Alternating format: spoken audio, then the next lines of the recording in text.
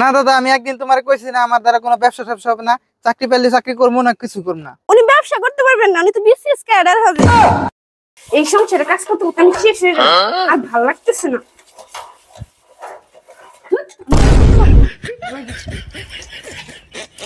আমার আর এই অশান্তি ভালো লাগতেছে না, কবে যে এই অশান্তি থেকে রেহাই পাবো। বৌদি ভীষণ খিদা লাগছে, যদি খাবার খাবার কিছু থাকে তাড়াতাড়ি দাও তো। আইসে রাজপুত্র সারাদিন এইখানে এখানে টোটা করে ঘুরে বেড়াইবো, যে পেটে তাপ লাগছে অমনি বাড়ির কথা মনে পড়ছে। দেখো বৌদি, এমনি কিন্তু খিদার পেটে মিষ্টি কথাও তিতা লাগে, তুমি তার মধ্যে আরো কচরে কচরে কথা কইতেছো, আমার কিন্তু মেজাজ আরো গরম হয়ে যাইতেছে। আহাগো কি আমার মেজাজ নিয়ে আইছে, যার এক পয়সা কামাই করার মুরদ নাই তার আবার বড় বড় কথা। তাড়াতাড়ি গলার মধ্যে কিছু ঠেইলে ছাদের উপরে যাও, তোমার দাদা ডাকতেছে।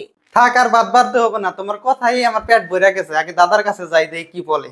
খালি কামাইটা কোনো মতে করতে দাও, তারপরে বৌদি তোমার কথার জবাব পাই কি পাই, যদি হিসাব না মিলে দিছি এরপর আমার নাম রাদীপ না। খুলনা থেকে কয়টা গাছ কিনে আনছিলাম, 2টা গাছ কিনে আনছি, এর মধ্যে 2 দিন পর পরই এত পরিমাণ জঙ্গল হইতাছে যে জঙ্গল সাফ করে সারা পারতাছি না, কতগুলো জঙ্গল হয়ে গেছে।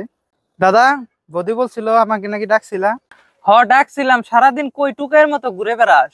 কই আর যাবো, একটু নদীর পাড়ে গেছিলাম। আচ্ছা, তোর চাকরির কি হইলো? তুই না একটা ইন্টারভিউ দিয়ে আসলি। দাদা, ওই চাকরিটাও হয় নাই কে? চাকরি হইব কোথা থেকে? চাকরি করতে গেলে পড়াশোনা করতে হয়, অনেক কষ্ট করতে হয়। তোমার ভাই তো শুধু জানে টই টই করে ঘুরে বেড়াতে। তুমি একটু থামো তো। বলি, এইভাবে তুই কতদিন ঘুরে বেড়াবি? তার থেকে আয় আমার লগে একটু ব্যবসা কর। না দাদা, আমি একদিন তোমার কইছি না আমার দ্বারা কোনো ব্যবসা ট্যাবসা হবে না, চাকরি পেলে চাকরি করবো না, কিছু করবো না। উনি ব্যবসা করতে পারবেন না, উনি তো বিসিএস ক্যাডার হবে। দেখো বৌদি, তোমার কিন্তু ঠেস মারা কথা আমার আর কিন্তু ভালো লাগে না। কি আমি ঠেস মেরে কথা কই? ওগো শুনছো, তোমার ভাই তোমারই সামনে আমার সাথে কিভাবে ব্যবহার করার কথা বলতাছে। কিরে রাজীব, তোরে কি এই শিক্ষাই দিছি বড়দের সাথে তর্ক করবি? শোনো না, তুমি একটু নিচে যাও তো, আমি রাজীবের সাথে একটু পার্সোনালি কথা বলি। হ্যাঁ, আমি তোমাদের মাঝে থাকলে তো বুঝাইয়া থাকবো। দুই ভাই যুক্তি করে কথা বলো, আমি নিচেই চলে যাইতাছি।